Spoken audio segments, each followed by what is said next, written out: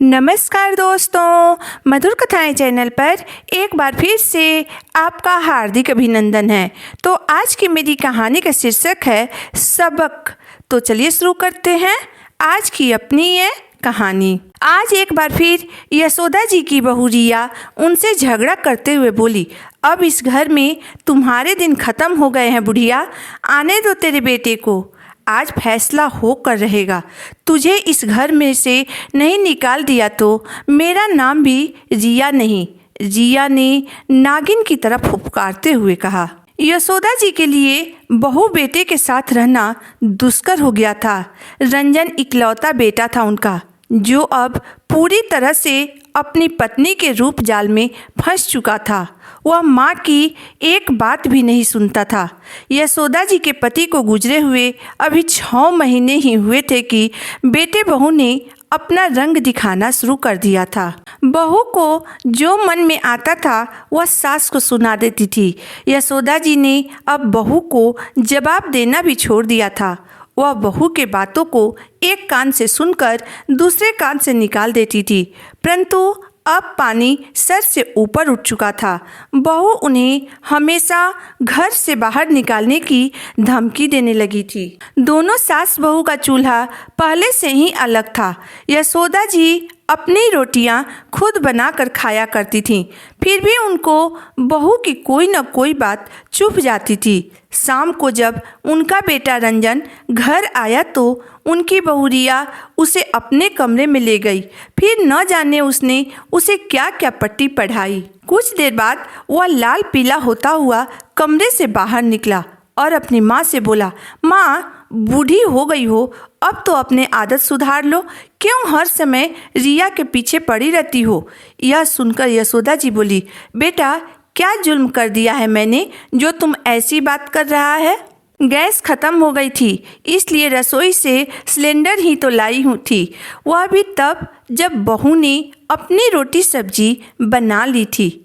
बेटा गुस्से में बोला, झूठ मत बोल बुढ़ी, या देख दोपहर का आटा वैसे का वैसा गुथा हुआ पड़ा है, सब्जी भी कटी हुई पड़ी है, तुमने रिया को आज खाना बनाने ही नहीं दिया। बेटे की बात सुनकर यशोदा जी बोली, बेटा मैं अपने पोते की सौगंध खाकर कहती हूँ, मैं झूठ नहीं बोल रही हूँ। इसने आटा फिर से गूथा होगा और सब्जी भी फिर से काट ली होगी। जो खाना बनाया था वह बाहर फेंक आई होगी।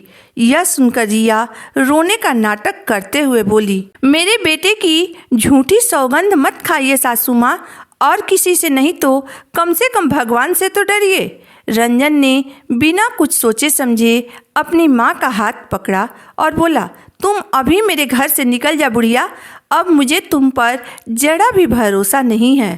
तुम मेरी बीवी बच्चों को नुकसान भी पहुंचा सकती है।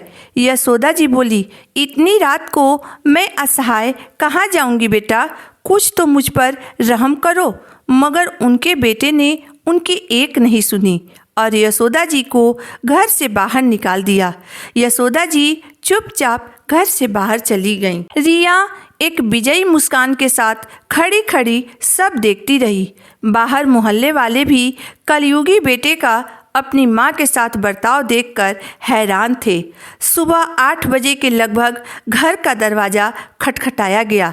रिया ने जब दरवाज़ा खोला तो दरवाजे पर पुलिस की भीड़ देखकर वह डर गई। दरवाज़ा खोलते ही पुलिस अंदर घुस आई, साथ में यशोदा जी भी थी। यशोदा जी अपने कमरे में गईं, अपना पुराना संदूक खोला और कुछ कागजात निकालकर इंस्पेक्टर को दिखाए।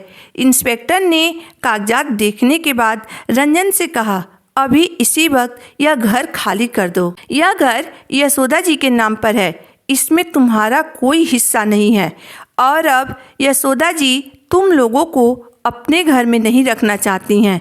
रंजन आश्चर्य से अपनी माँ की तरफ देखने लगा कि तभी यशोदा जी बोली, बेटा जब तुम 18 साल का था तब तुमने अपने पिता का गिरेबान पकड़ लिया था।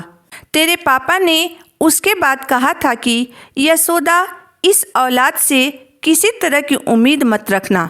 मैं तो हमेशा बीमार रहता हूँ, मेरा कोई भरोसा नहीं है, इसलिए यह घर जो मेरी संचित संपत्ति है, इसे मैं तुम्हारे नाम कर देता हूँ, ताकि तुम्हारे साथ कोई अनहोनी न हो, तुम्हें कोई बेघर न कर सके। यशोदा जी आगे बोली, मैंने तुम्हारे पापा से कहा भी था, छोड़िए न, जाने दीजिए, अभी बच्चा है, अभी नादान है, बड़ा होकर सब समझ जाएगा। मगर बेटा, मैं गलत थी, तुम कभी नहीं सुधर सकते हो, इसलिए अब अपना सामान उठाओ और निकल जाओ मेरे घर से। रंजन और रिया यशोदा जी के पैरों में गिरकर माफ़ी मांगने लगे, मगर आज यशोदा जी जैसे पत्थर की हो गई थीं। उन्होंने उन्हें माफ़ नहीं किया। अंत में रंजन को अपना सामान उठाकर घर छोड़कर जाना ही पड़ा। इंस्पेक्टर ने जाते हुए रंजन से कहा, अगर निकट भविष्य में यशोदा जी को किसी तरह का नुकसान पहुंचाने की कोशिश की तो उसका अंजाम बहुत बुरा होगा।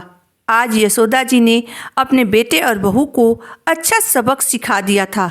दोस्तों, काश दुनिया के हर माता पिता अपने बेटे को ऐसे ही सबक सिखाते तो दुनिया का कोई भी बेटा अपने माता पिता को बेघर करने से पहले 1000 बार सोचता। दोस्तों, आपको क्या लगता है, यशोदा जी ने अपने बेटे को सबक सिखाकर सही किया? आप मुझे ज़रूर बताइएगा। अगर आपको मेरी कहानी अंत तक पढ़ने और सुनने के बाद पसंद आई हो तो मेरे वीडियो को लाइक कर दीजिएगा, चैनल को सब्सक्राइब कर दीजिएगा।